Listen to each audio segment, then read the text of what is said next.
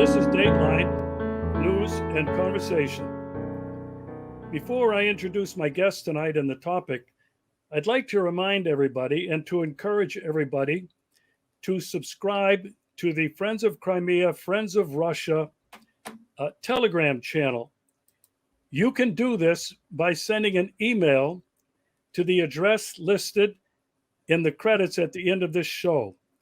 I encourage everybody to do that. It is a place for truthful, factual information, which is aggregated every day about all news pertaining to Russia, Russian international affairs. The lots of news now on the just completed BRICS summit in South Africa and more. I strongly encourage you, if you're looking for a good and reliable source of information, to check that out and send that email in requesting to be listed as a patron. There's no charge for this. It's free. Okay, tonight, oh my God, we have a topic that I think is so important. We can't talk about it enough. It's the threat of nuclear annihilation. The topic: who is to blame for the collapse of the US-Russia arms control treaties? And we're going to talk about not only who's to blame for that, but what are the implications of having no nuclear arms treaties? Scott has got a particularly frightening, prophetic insight to that. We're going to talk about what is adding more to the pressure of a nuclear exchange. The U.S. is promising F-16s to Ukraine, as well as several other countries. They've already sent cluster bombs, which are against the international law, at least voted on by some 40 countries. They're already sending ballistic missiles from the UK and Germany that can reach far into Russian territory. These are all red lines. These are all things that individually but collectively can bring us ever so close to a nuclear exchange. And finally, one other factor: the instability in the United States. We're looking at an election year next year. The Biden White House is so embroiled in this whole series of events that indicate criminal activity, high crimes and treason, bribery at an international level. On top of that, the narrative is changing about the war in Ukraine and the counteroffensive. All of the mainstream media are now beginning to tell the truth, that it's not going well, and even that it's failed. And here's the danger in my mind. My guests will talk about this tonight. Will those crazed neocons in the White House, beginning with Anthony Blinken, Jake Sullivan, Lloyd Austin, and Miley, recognizing that they've lost and to save their butts and stay out of jail, will they do something drastic by canceling the election? Or even worse, using mini nukes? It's all been talked about. My guests tonight, two of the most respected and important voices in this arena of nuclear arms, nuclear treaties, and what could happen that we would call the unthinkable. My guests tonight, from Moscow in Russia, Dr. Vladimir Kozin, and Scott Ritter from the United States. I'm going to begin now with Scott. I want to welcome you both to the show. But Scott, you recently were in a written debate with a former colonel in the United States military about precisely this: who is to blame for the collapse of U.S.-Russian arms control treaties. Scott, in a nutshell, I want your argument, and I'm not trying to be both-sided here with Colonel, I think it was Fisher. I just want you to know, I want you to comment on who's to blame and why, and then I'll ask Vladimir his opinion of who's to blame and why. Scott, first to you. Well, first of all, thank you very much for having me on and the opportunity to discuss this. I don't think there's any question, and I'm not proud of this answer, but the United States of America is solely to blame. Arms control treaties, any treaty, any bilateral negotiation on important issues, difficult issues, there's always a rocky road. There's always the potential for misunderstanding, et cetera. That's why most treaties, all major treaties, have a mechanism for discussing this, to bring experts together to say, hey, we believe that you're not in compliance. We have some verification issues here. We have some questions, some anomalies, and we talk it through. And the goal is to work through problems to ensure that the intent of the treaty remains intact. So I'm not going to pretend that the United States has never had a legitimate claim against the Soviets. I can tell you during the Intermediate Nuclear Forces Treaty, we had many legitimate claims against the Soviets, and we worked it out. They had claims against us. We worked it out. We kept the treaty alive. That was the goal. That's the objective. But when we take a look at the big picture, and remembering that the idea is to keep the intent of the treaty alive, to make sure that arms control, the goal and the objective, is sustained. We start with what I call the foundational arms control treaty, and that would be the anti-ballistic missile treaty that was signed back in 1972. This treaty basically said we're not going to spend the resources to develop defenses against a nuclear attack. Yes, we allowed some missile defense around national command centers, et cetera, in Moscow, Washington, D.C., or you could put one near your ballistic missile fields. We opted to put one near our ballistic missile fields. The Russians put theirs near Moscow. But the bottom line is that wasn't going to defend you. The purpose of the anti-ballistic missile treaty, the ABM treaty, was to breathe life into the notion of mutually assured destruction, MAD, so that everybody understood if there was a nuclear war, everybody would die. You launch against me, I launch against you. There's no defenses. We all die. Therefore, let's not launch. Foundational, an important thing. And it was signed at the same time we began the strategic arms limitation discussions about the framework. How do we limit the growth of strategic nuclear forces? And this was important. It wasn't about reducing, but it was about creating a mechanism where we started talking together about how do we back away from the madness that we were heading on. And so we had the SALT I treaty, we had the SALT II treaty later on, limiting this growth that we're going to then go into strategic arms reduction treaty. Once we limit the growth, begin the reduction of them. An adjunct to this was the Intermediate Nuclear Forces Treaty, where we eliminated an entire class of nuclear delivery systems. That's arms control. Well, it's the United States that has backed out of every aspect of this or proven to be negotiated in bad faith. We withdrew from the ABM treaty. George W. Bush withdrew from it in 2002. We withdrew from the Intermediate Nuclear Forces Treaty. We're the ones that sabotaged the SALT II treaty. It was Jimmy Carter that terminated SALT II discussions, not because of an arms control violation by the Soviets, because the Soviets went into Afghanistan. So here we are linking strategic arms reduction to geopolitical events that, by the way, were precipitated by the Carter administration. In 1978, Mr. Brzezinski, as national security advisor, talked about creating a problem in Afghanistan that could draw the Soviets into a Vietnam-like scenario. So when the Soviets took the bait, went into Afghanistan, we then punish everybody by saying, oh my goodness, we eliminate arms control. We're to fault for this. Strategic arms reduction, negotiated in good faith, the first treaty, a little delayed in being signed and implemented, but it was there. But then once the Soviet Union collapsed, we did not negotiate in good faith.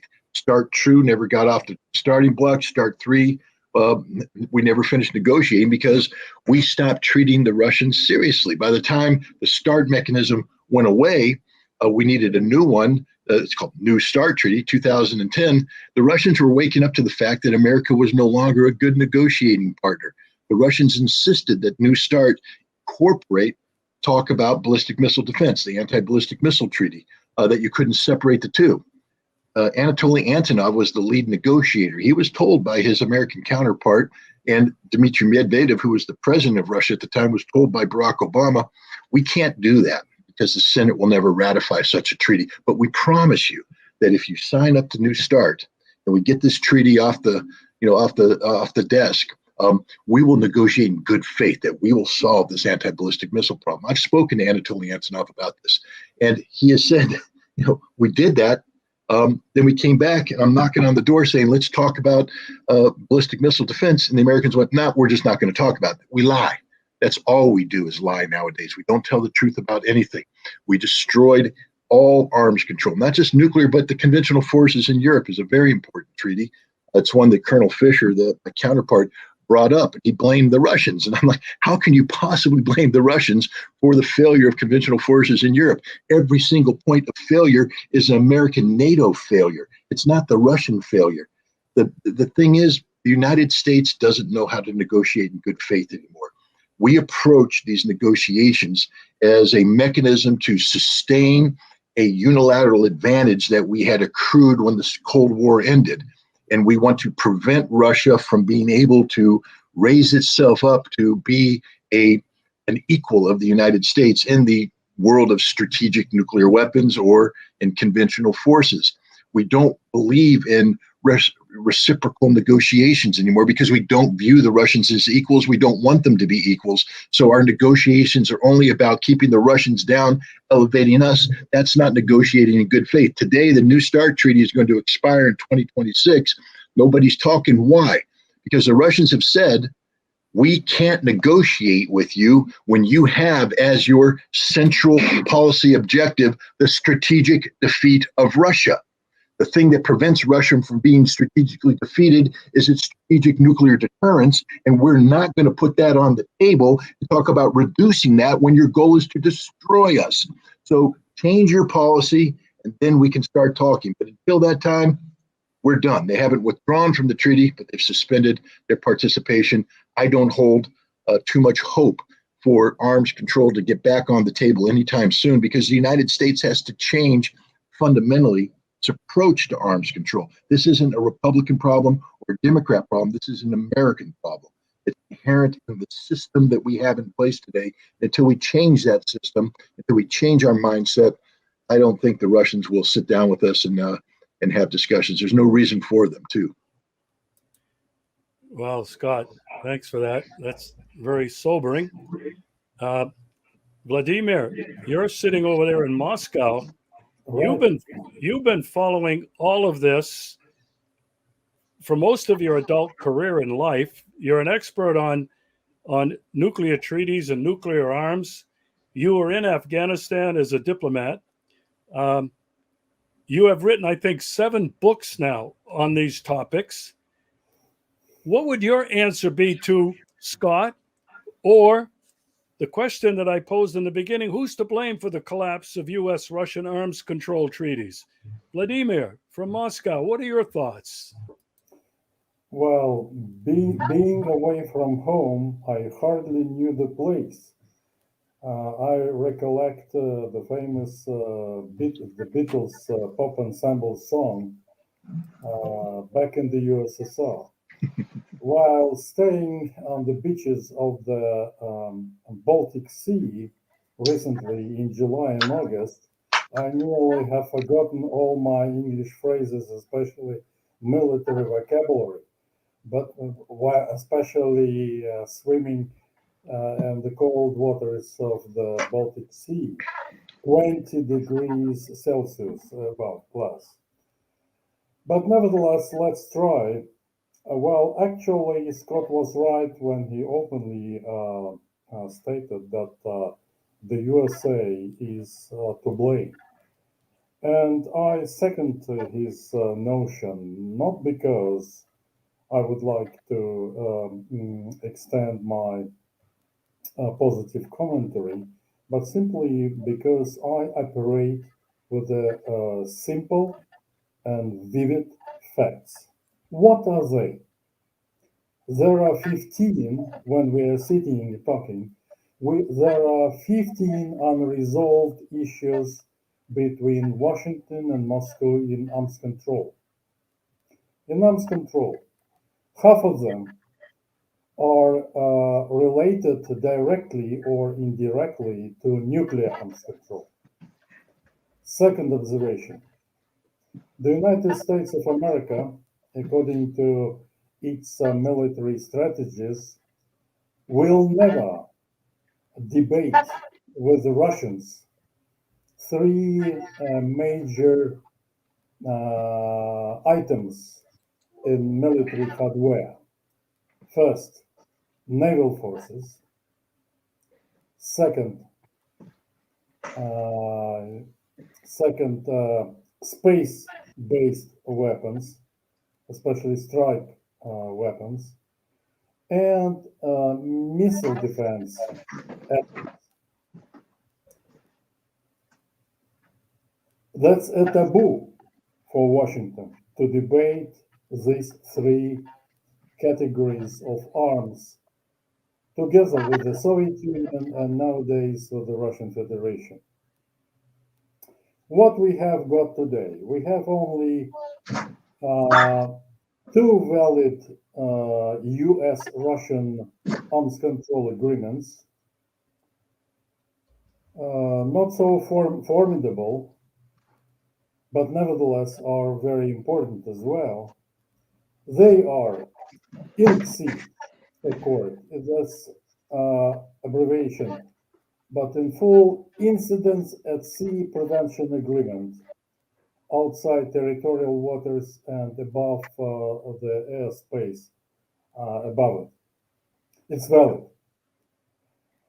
And detargeting agreement, meaning detargeting strategic offensive nuclear arms, tactical and strategic against each other. As the first one, INC agreement, has no question from my side, but I'm afraid that the targeting agreement between the USA and the Soviet Union, we simply inherited, I mean, my country is the Russian Federation, inherited and are faithful to it, no longer valid, despite we have not exchanged reciprocal statements on its abrogation and tearing it off completely. Why? Because the United States is not committed to no first use, or in American style, no first strike of nuclear weapons. We are still committed. And I'm a staunch advocate of not expanding nuclear capabilities across the globe. But after Ukrainian aggression mixed with the NATO aggression against the Russian Federation, I became a proponent, a supporter of greater use of nuclear weapons by my country, by the Russian Federation. So it's a U-turn in my private position as a citizen of my country. Vladimir, Because, could you repeat that one more time, please? That last statement that you made about this reversal of your opinion. Just repeat that again, please. From what? From what word? From you what are now point? are you now a proponent? I'm advocate of more reliance of the Russian Federation on nuclear forces, and stop any negotiations with the United States of America, even if Mr. Jack Sullivan or just Anthony Blinken or the president himself, I mean, Joseph Biden, sometimes, someday agree to offer new arms control arrangements with Moscow. Simply because we are facing with a mortal threat from the United States and NATO allies in whatever domain, in non-nuclear conventional forces, in nuclear forces, and in the future in space-based forces. In nuclear forces, especially because tactical nukes are still located, are still deployed in four European NATO countries and the Asian part of Turkey, not in Europe, but in Asia, Turkey. Baltic Air Policing, a NATO Air Force operation, began in March 2004, a long time ago. It's stuffed with dual capable aircraft capable to carry nuclear weapons. And the number of such DCA increased recently, especially with the reference to the Ukrainian conflict, as they put it, but we call it aggression because we never attacked the Ukrainians first. Mr. Jack Sullivan on June the 2nd openly said that they are not going to pull out all tactical US news to the continental USA. The treaty, the new START treaty is actually dead. No inspections. No positive movements in terms of creating or drafting the newest START 4, as we call it. So after START 3 in US vocabulary, it's new START. So the newest or the new 2.2 START. We have never started negotiations. So in 2026, when the existing, in words, probably the new START treaty is over, if it is not extended or just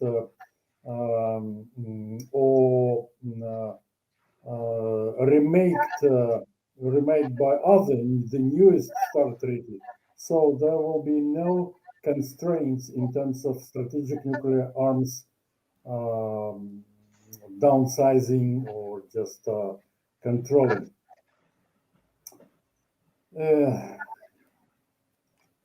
Okay, well, space-based, yes, yes. I recently, by the way, just to prove my words, asked the government to deploy tactical nuclear weapons to the Kaliningrad exclave, to the Kaliningrad region where I just originated from and where I spent my summertime recently.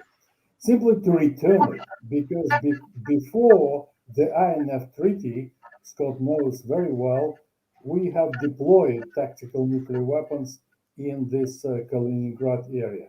So now it doesn't have, but we should have, like in Belarus, we have done not recently. Yes, simply I can reiterate, simply because we do not believe the United States of America.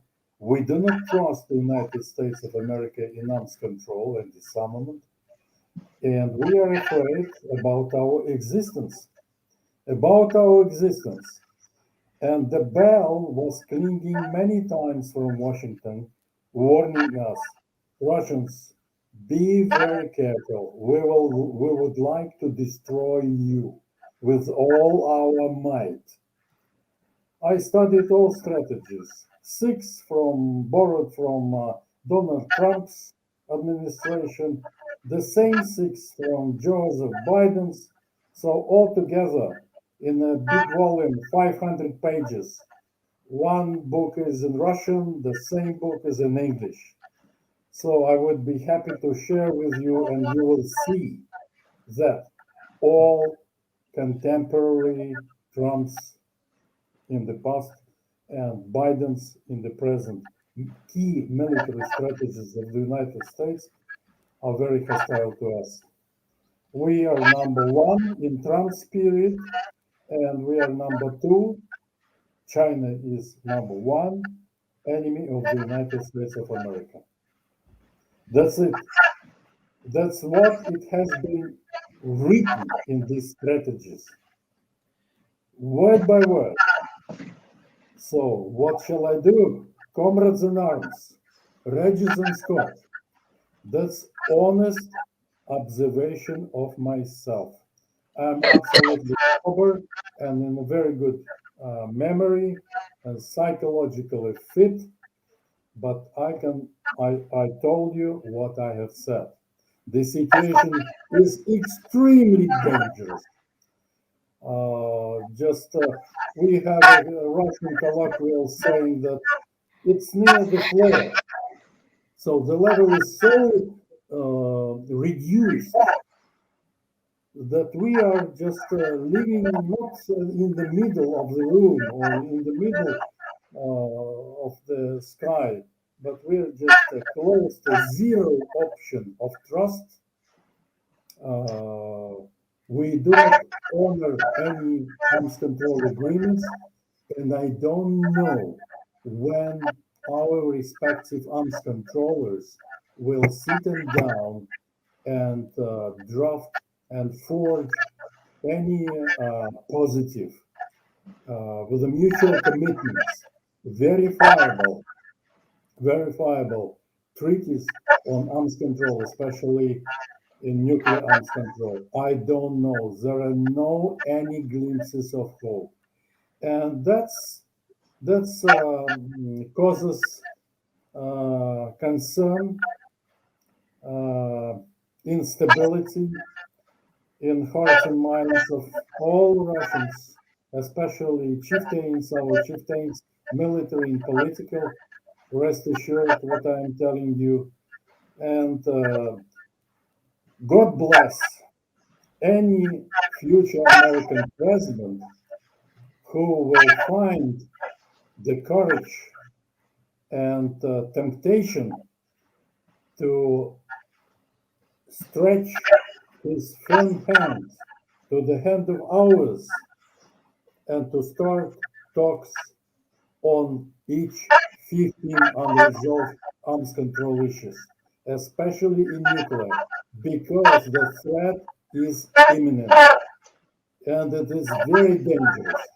I cannot persuade you more what I am talking, but some figures I told you and my feelings, you probably understand that the situation is very alarming.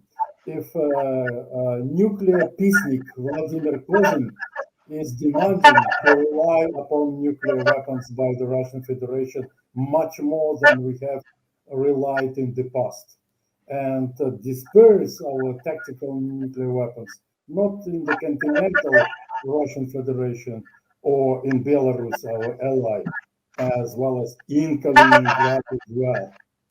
In Kaliningrad as well. That's a must. Thank you very much for listening. I'll make a couple of comments and then I'm going to throw it back to Scott. It's obvious that you both agree in general and in particulars. It's obvious that you both are extremely concerned about the very dangerous time that we're in. And third of all, Vladimir, what people in America, in the West, who will view this are hearing loud and clear of what it looks like through the eyes of Russia and a Russian. I know you don't speak for Putin and the Kremlin. No, I'm in private capacity, naturally. But you are an important person in this field of nuclear treaties, nuclear arms, etc. But to hear you say you feel so threatened, and I think this is what it must look like to President Putin, to Shoigu, to Medvedev, and to the other people in his circle what it must look like when they see what America has done and continues to do. That's frightening. Scott, Yes. any Regis, comment? just a second. Could I add something more to react into your intervention, your remark? Well, definitely, the people you mentioned at the top, our top guns, know much better and much wider than myself because they absorb a lot of information from various sources. About F-16s, dual capable Okay, wait, aircraft, Vladimir, 35. can we wait? Can we wait just a bit? I'm going to come to the F-16s, the cluster bombs, No, etc. Okay. no. I will return with you as well about SSE. But just one example. Scott and you both know, but just would like to remind you. You know, our pilots, Soviet and American pilots, fought with each other in dog fights in the sky of Vietnam and two Koreas in the past. That's not a secret. Real citizens of the Soviet Union and the citizens of the United States of America fought and killed each other and knocked down the respective aircraft, military combat aircraft. But why there was not a war after that? Simply because it was not our conflict that time. It was a conflict between North and South Vietnam, North and South Korea. But nowadays, the story is absolutely different. I don't believe that Ukrainians are so capable. They are magnificent men in the flying machine that they can operate high-tech F-16, F-16 the U.S. aircraft. No, they will be replaced by Americans, by Dutch, by Danish, nowadays by Norwegian pilots, and from other side by the Russian side. So NATO and Russia will fight directly against each other in the sky. In the sky. That's the beginning of a total all-out nuclear war. That's the last bell. I stopped here. Okay, Vladimir, we're going to come back to that. But Scott, Okay. Scott, anything you want to respond to Vladimir about anything he said? Because you're pretty much in total agreement. But you've been accused of being a Russian propagandist, a liar, a distorter, disinformation influencer, etc. But you also said to me on our show a week or so ago that without the nuclear arms treaties, and I think, at least maybe I'm paraphrasing, we're all dead. Yeah. Scott. Look, I, of course, understand where Vladimir's coming from. Newton's third law of physics, for every action, there's an equal and opposite reaction, applies in geopolitics as well. And I cannot fault Vladimir or any Russian specialist, any Russian citizen for rejecting arms control, because the United States has been acting in destroying arms control. And what no logical person would ever say that Russia should ignore all the provocations of the United States. Russia must react, and unfortunately, the things that Vladimir speaks of are logical reactions to illogical actions by the United States. So I can find no fault in the logic or the reasoning. I just came back from Russia. I was there in May, and I ran into similar discussions and such about this issue. And the Russians just aren't in the mood to talk arms control at all. There's just no desire because there's no trust. But my point, and I'll throw this again on the table, is that without arms control, it doesn't matter, Vladimir, that you're right. You'll be dead, and I'll be dead, and Regis would be dead. And to me, that's unacceptable. I will not tolerate that. I respect what you're saying. I understand where you're coming from, but I will continue to articulate in favor of meaningful arms control, not artificial, not fakery, meaningful arms control. And, you know, if people had asked me a year ago what I would have focused on, I would have said, I want to get the Intermediate Nuclear Forces Treaty back up. That's no longer my priority. What I want to get back up are the very weapons that Vladimir's talking about. We need to get the B-61 bombs out of Europe. We need to get them out of Europe. It's the most destabilizing nuclear force in the world today. And in exchange for that, we need Russia to get nuclear weapons out of Belarus and not deploy weapons to Kaliningrad. We have to start somewhere. And the where to start is to eliminate, because what Vladimir said about dual capable aircraft, it's very important, very important. You need to understand that every time, you know, NATO right now is transitioning into the F-35A variant aircraft. This is a nuclear capable aircraft. It can deliver B-61 bombs and conventional weapons. Every time an F-35A takes off, Russia must consider that it is carrying a nuclear weapon and be prepared to respond as such. Imagine being the Russians. Imagine being a Russian air defense guy, and you're monitoring things, and a pair of F-35s just took off from Lithuania. The time of flight is very limited. It can strike Russia within minutes, and it now must be treated as a potential nuclear threat, which means Russia has to have people ready to respond accordingly. That means you're stressing the Russians all the time. And I have deep respect for Russian experts, for Russian politicians, but no human being, no system manned by humans can be subjected to continuous stress and never fail, which means there could be a time when 20 F-35As take off and the Russian system just says, screw it.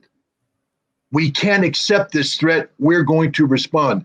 Vladimir has said that Russia, excuse my language, by the way, I apologize for that outburst, but we're talking life and death, so forgive my bad language. But Vladimir has rightly said that, you know, Russia's doctrine today does not allow for preemption. But as Russia proved in the special military operation, it is not going to wait to be hit in the face. It did a special military operation, which was preemptive self-defense. That means that Russia made a determination that the situation that was developing in the Donbass, in Ukraine, was such that they were getting ready to attack, and Russia had to preempt that attack, which is authorized under Article 51 of the United Nations Charter. Now, let's get to nuclear. When you have NATO deploying F-35 aircraft throughout Europe, when you had NATO in 2022 hold a nuclear weapons conference, and the head of the nuclear weapons division of NATO said, we need to expand the diversity and capability of our nuclear deterrence by making all nuclear capable aircraft potential vectors for the deployment of nuclear weapons. This means, for instance, that Polish F-35As can now be brought to German air bases and used to deliver NATO-designated U.S. weapons. Insanity, insanity. And so if I'm the Russians, if I'm Vladimir, I'm sitting there looking at that saying, no, what we need to do is, rather than wait for NATO to create overwhelming capacity, we need to preempt. So if NATO is going to say, we're taking B-61 bombs, we're making them available not to a handful of nations like we did. It was 5 bases supporting, I think it was Turkey, Belgium, the Netherlands, Germany, and Italy were the ones that get to use these nuclear weapons, part of this nuclear sharing thing. But what NATO is saying now is all NATO gets to use them. All NATO gets to use them. That's unacceptable. That's dangerous. That's provocative. And if I were the Russians, I would say we need a doctrine of preemption so that if we ever feel that NATO is getting ready to make a move using this new nuclear doctrine, bam, we hit them first. We preempt their action. And while that is logical, while that is understandable, it's suicidal, because there's no such thing as a limited nuclear war. There's no such thing as a limited nuclear war. Once nuclear war begins between Russia and the United States, between Russia and NATO, which automatically brings in the United States, it will automatically trigger into a general nuclear exchange, and we all die. So forgive me, Vladimir, while I respect the logic of what you're saying, I am opposed to it with all my heart, because I don't want to die. So my goal and objective is to get the United States to come back to the table. But then we have a double problem here, because it's not just about convincing America to re-embrace arms control. It's convincing Russia to trust America. And there's the second problem. See, America today is infected with Russophobia. We have this irrational hatred for Russia. And I'll point this out. When you have people, we just had a debate in the United States, the Republicans. And for all you Russians out there thinking the Republicans are your salvation, let's get a Republican president in and everything will be good. Did you not hear when Nikki Haley talked about the need to kill Russians? Did you not hear the cheers? Did you not hear the cheers? Listen to the cheers. Americans cheering the death of Russians, thinking it's a good thing. So if I'm a Russian looking at that, I realize now that America, there's no hope for us in America, that America is a fundamentally sick nation. And therefore, I will never trust America. Anytime Americans come up to me and say, hey, we're serious about arms control now, I will think, no, you're not. And the history of arms control is such that we have not been serious. The one time that we did a nuclear arms agreement where we were serious was the Intermediate Nuclear Forces Treaty. But we were only serious because it was the Soviet Union and we feared the Soviet Union. We respected the Soviet Union. We have never respected Russia, ever, not once. Not since the creation of the Russian Federation in 1992 or late 1991 have we respected Russia. We've always treated Russia as the defeated enemy, never as a viable partner, always as a second-class nation, and we resent Vladimir Putin for bringing Russia out of the ashes of the 1990s and bringing it to where Russia is today. Resentment. Instead of applauding wonderful leadership that serviced the Russian people dramatically in a good fashion, we condemn it and we want it to be reversed. And if I'm a Russian who remembers the 1990s, why would I want to be partners with a nation that wants to take me back to the 1990s? It's insanity. So we have two huge problems. One, getting America to say we're serious about arms control. But then the second one, which is as difficult or more difficult, because I believe ultimately America will wake up and people will say, we're on the one-way path to death and destruction. We need to stop. Because we've done it before, we can do it again. But back then, when we realized it, the Russians were like, okay, we can trust you. Trust but verify, that whole thing. Today, the Russians are like, we don't trust you. We don't trust your motives. We don't trust anything. What America has shown is that we can sign a treaty, then withdraw from the treaty. It doesn't matter if you have an American president that the Russians can trust. Let's say, hypothetically speaking, I was elected president, and the Russians went, we trust Scott Ritter. The problem is Scott Ritter can only be president for 8 years. And at the end of the 8 years, given American political cycles, you're going to get the anti-Scott Ritter because it's push, pull, cause, effect. And so now you get somebody who comes in and says, well, we're not for that arms control stuff with the Russians anymore. And the Russians are meanwhile saying, we just spent 8 years reconfiguring, adapting, spending money, doing this stuff. Now you have an idiot American president come in and pulls himself out of the treaty. And we have to go back to Russia is better off just saying, we're not doing arms control, which is the decision Vladimir made. But that's going to kill us all. So we have two problems. And this is where, one problem has to be solved by America, but the other problem has to be solved by Russia. How can you ever trust the United States again, knowing that if you don't learn to trust us, you're going to die? We're all going to die. There's the challenge. And I don't know, I don't have the answer to the second one, especially. All I can do is try. And I think there's goodwill. I think the Russians view me with goodwill. I mean, as you said, Regis, I'm called a Russian propagandist. I'm called a shill of Putin, all this stuff. Apparently, I have an entire vault full of rubles. I'm going to have to wait until we get a better exchange rate, apparently. But I have a vault full of rubles that I've accrued doing this. But Vladimir, we'll find a way to spend it. Hey, I don't. I hope everybody understands I'm joking. But the point is, I don't care what people call me. I know that what I'm doing is the right thing, not for Russia. And again, Vladimir, don't take offense of this, but I'm not Russian. I'm American. What I do is for America. What I do is for my daughters, for their potential children. I do it for Americans. But then I take a larger step back. I do it for all humanity, which is inclusive of Russia. See, I view Russians as fellow human beings. I respect Russians. I respect their history. I respect their culture. I embrace it as a friend. But what I'm doing isn't because I'm obeying some sort of dog whistle from Moscow. I'm doing this as an American patriot who's looking out for what's fundamentally best for America, which is to prevent the conditions under which nuclear war can begin and we all die. I want to live. I'm a coward that way, Vladimir. I have to admit it. I don't want to die. Not that way. I want to die 85 years old, jumping out of Wait a minute. Let's not put any limitation on how long we're going to be around here, I'm just saying that if I jumped out of an airplane at 85 and had a parachute malfunction, it would be one heck of a ride in because I'd say I had a great life.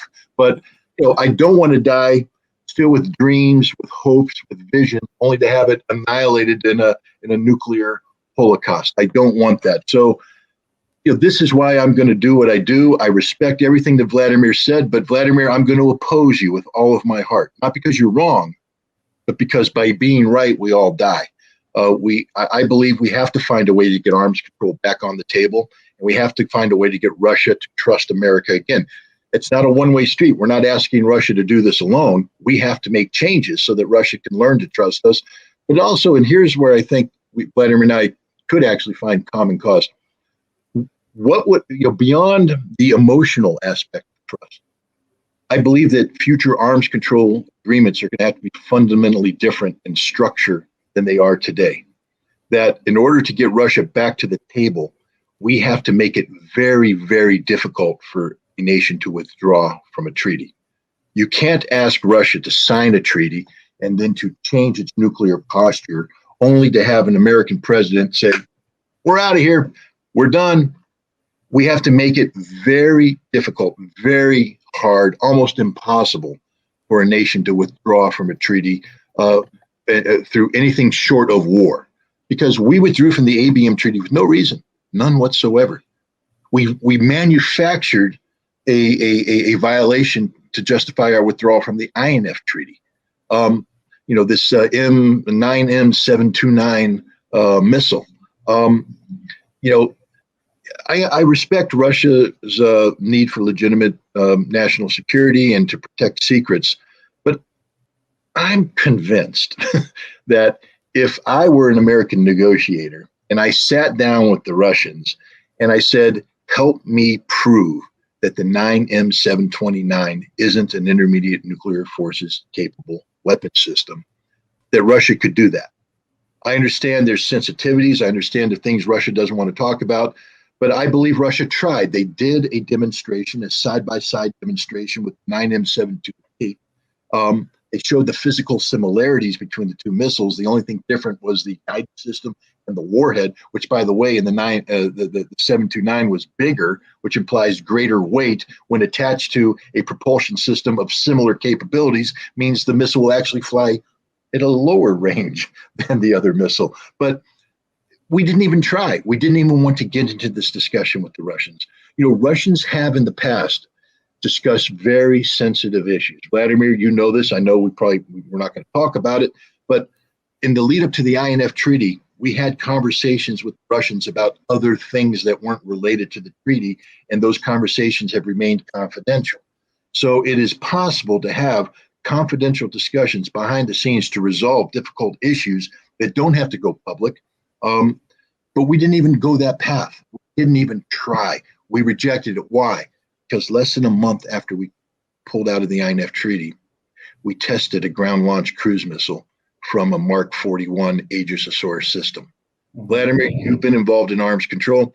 I've been involved in arms control. You don't gin up a missile test in a month. This means the fact that we tested it 1 month after, or less than a month after, we had been planning this missile test for years, which means while the INF treaty was in place, while we were telling the Russians, don't worry about the Mark 41 system, that it can only launch the SM-3, which is a surface-to-air missile. You don't have to worry about that. We lied because we converted the SM-3 into an SM-6, which is now a surface-to-surface missile called the Typhoon. So we're liars there. And then we put a ground-launched cruise missile in the system, and we fired it. Now, this means we intended to violate, we intended to get out of the INF treaty. The INF treaty provided no protection to the Russians. We used it as a shield until which time we were ready to deploy that system.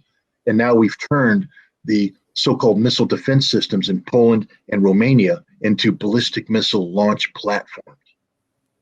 That's who we are. And cruise missile as well. Pardon? And cruise missile as well. Yeah. I mean, so two operational bases in Romania. Right, cruise missiles. Yeah, the Typhoon and the Tomahawk. Tomahawk. Yeah. So I don't trust America anymore because of this.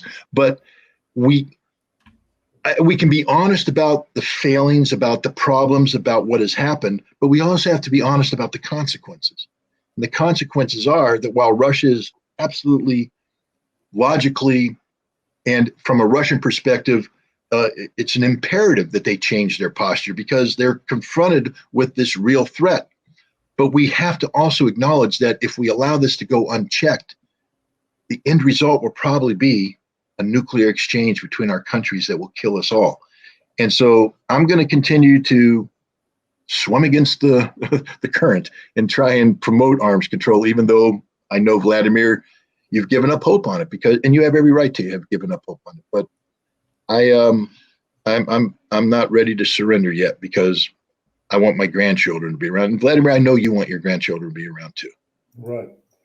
You know, I'll respond quickly to what Scott has already said. Well, philosophically or psychologically, committing suicide or killing other person, not in the battlefront, are the great sins, right? But if we bog down into nuclear confrontation, we will kill ourselves twice. Your opposite number, and by yourself. Self-suicidal activity. And the opposite number, killing. That's very bad. As to ABM, why the former US administration decided to tear off the ABM treaty, the reason is simple as that, and just one. They wanted to create a global missile shield, global missile defense system. That's it. They have forgotten a warning made by Robert Kennedy, Defense Secretary, and JFK, John Fitzgerald Kennedy's administration. In his book, Robert Kennedy said that Robert Kennedy, right? McNamara. McNamara, sorry, McNamara, excuse me.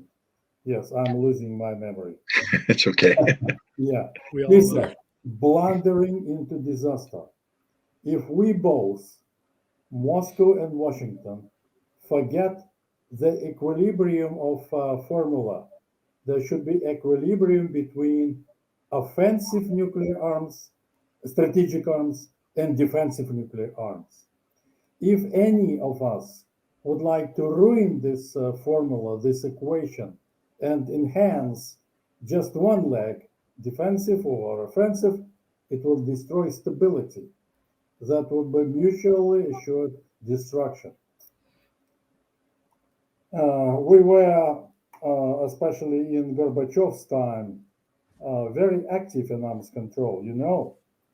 You remember very well, much better than myself, that the INF Treaty helped to reduce from the Soviet side, from the Soviet side, 1,856 warheads, nuclear warheads. The United States, 1,000 less, exactly 856.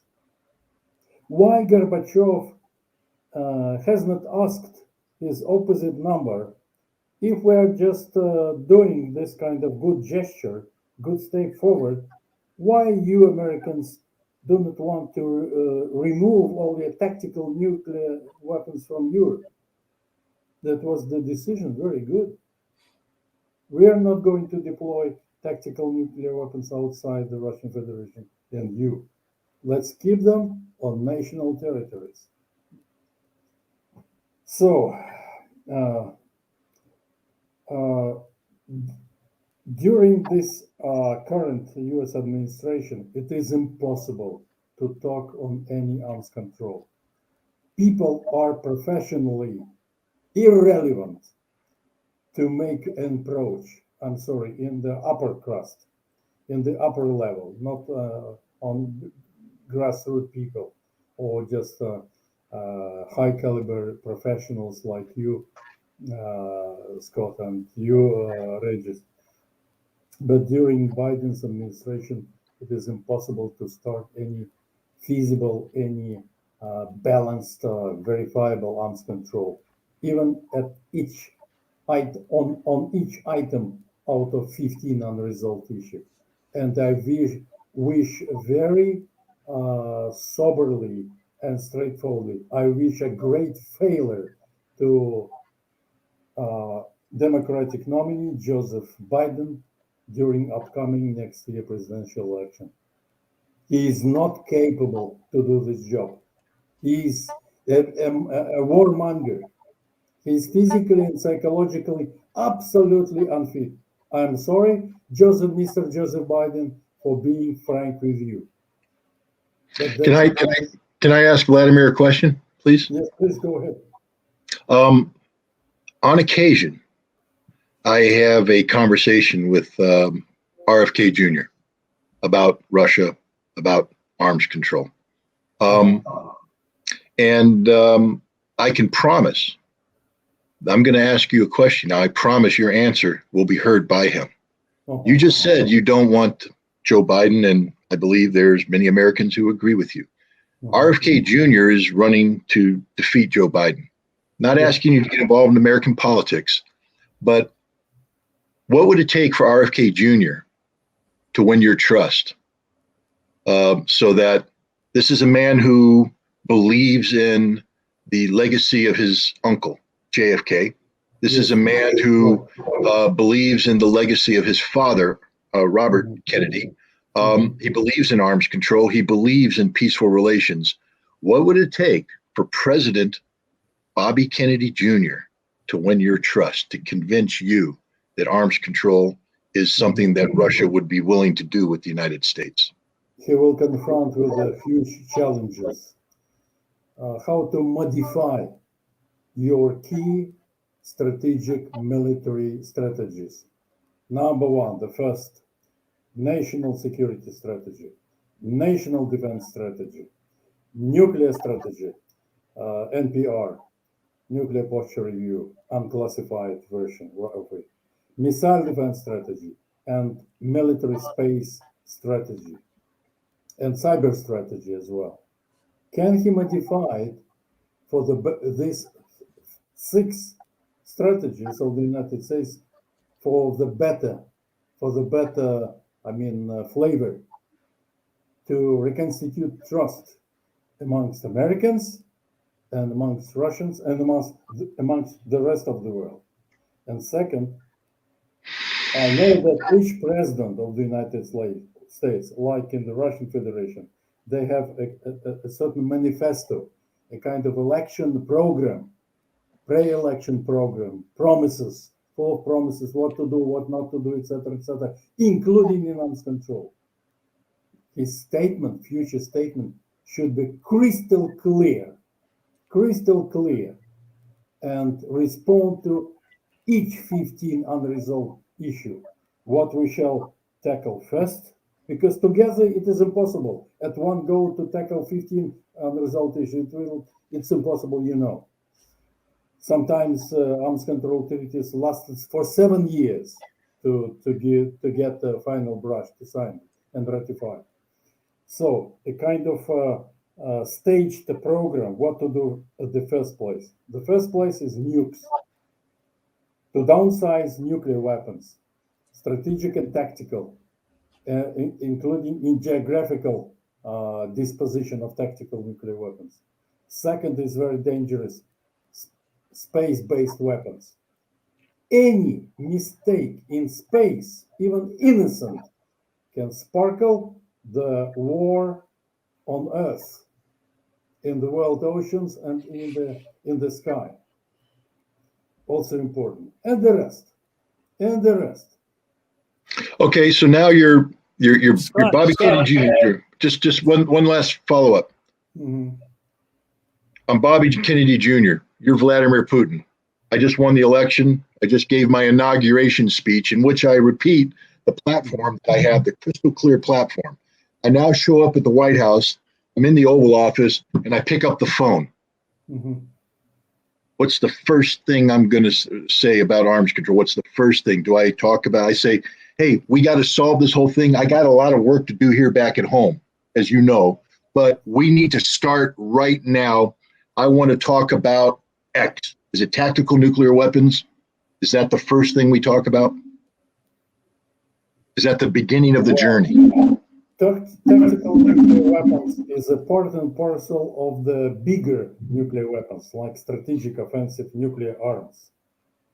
So we would be very happy, and you will be very happy, if both heavy strategic bombers stop regular patrolling very close to the territories of respective countries. But when B-52H comes closer to the Kaliningrad exclave and using dummy nuclear missiles firing at Lithuanian military training ground, that's a great concern of us. If such a plane comes closer up to 20 kilometers to the Russian continental territory in the area of Rostov on the Don, Rostovskaya Oblast or Rostov region, it's also a great anxiety between ourselves. Why not to stop that?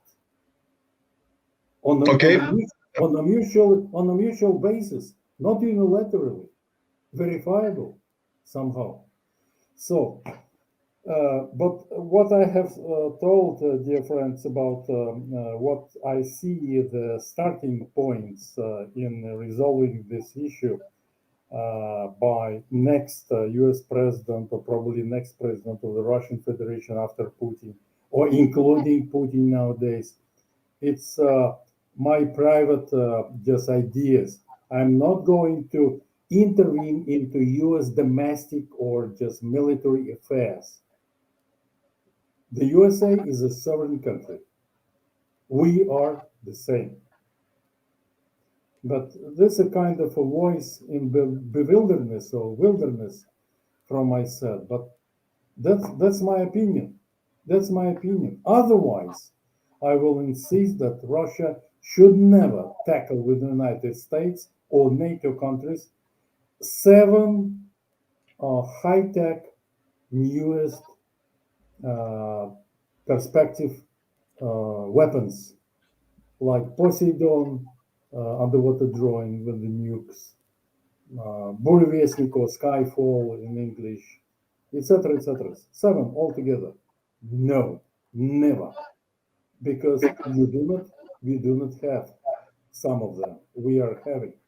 That's our shield. And I also, in a written form, urge the government to embark upon the same US policy: first use, preventive and preemptive. We have to do that, because otherwise it would be too late for us. we might not sustain and defend the first nuclear strike. Massive, strategic, and tactical from the adjacent territories, from world ocean seas and oceans, from heavy bombers, etc., etc. So, Scott, we can do a kind of joint memoranda by ourselves. I think its idea occurred to me right now. Why not to draft a joint memoranda or memorandum on our future arms control, or new, completely different arms control approaches for the succeeding presidents of our two countries. It doesn't matter who will win. I'm ready anytime. Я готов. Я тоже готов. Всегда готов. Yes, я тоже, да. Yes, in a private capacity, without Right. any obligations from whatever or whoever, just as citizens of the globe, not the citizens of the respective countries, if you so desire. We're going to do that, Vladimir. We're going to. Yeah. I'll tell you what. I'll do an initial draft. I'll send it to you. Okay, You I beef it will up. respond. I will put something. We will negotiate in a practical way, in a business-like atmosphere, not blaming each other, but suggesting what to do and what Yep. not to do. That's it. Perfect. I agree. Take it or leave it. That will be the last phrase of our joint work. All right, let me wrap this up. I think this has been a very much needed discussion from both of you that is not commonly maybe ever heard. A couple of points I want to bring out that I think you both have made this clear. We are ever so close to nuclear annihilation. As Dr. Helen Caldicott said in my film, we are walking like lemmings towards the cliff of nuclear annihilation, not understanding what's going on. You've made that very clear. Scott, without nuclear arms treaties, we're dead. The other thing that I think was really important to me, and I think it's really important to people in America who are going to watch this, and I hope people will share it. It gets seen more than anything I've ever done. What it looks like through the eyes of a Russian. People have no idea. You've made this both made this very clear. What all of this looks like, pulling out of the treaties, nuclear capable bombers and F-16s and F-35s, cluster bombs coming into Russia, ballistic missiles now that they're on these airplanes that Ukraine has, the missiles from Germany and Ukraine and the UK, and depleted uranium. Through the eyes of a Russian, my God, as Vladimir said, this is our very existence that's at stake. And it's my hope, and I'm not going to stop talking about this and having both of you on the show to keep repeating it, because as you've both made very clear, this is such an important issue, probably the only real existential threat to life on the planet, bar none. Climate change or whatever you want, this is the issue. And I want to thank you for this discussion that you two have just had. And, we've got to do it again, because I think having the two of you, experts in this field, on together, continuing to discuss not only what's happening and how the threat is being increased, but who else is coming up with possible ideas for a solution and is willing to fight for it. And I thank you both for that. Thank you. I'm also grateful to you both, Regis, and to you, Scott. But God bless you all and keep America strong and wise. Measure fabric 7 times and cut once. And cut once. 7 раз отмерь, 1 раз отрежь. That's it. Thank you. Ciao. Спасибо вам большое. Спасибо вам. Goodbye. Take care. Full steam. Bye bye. Bye bye. Да, все.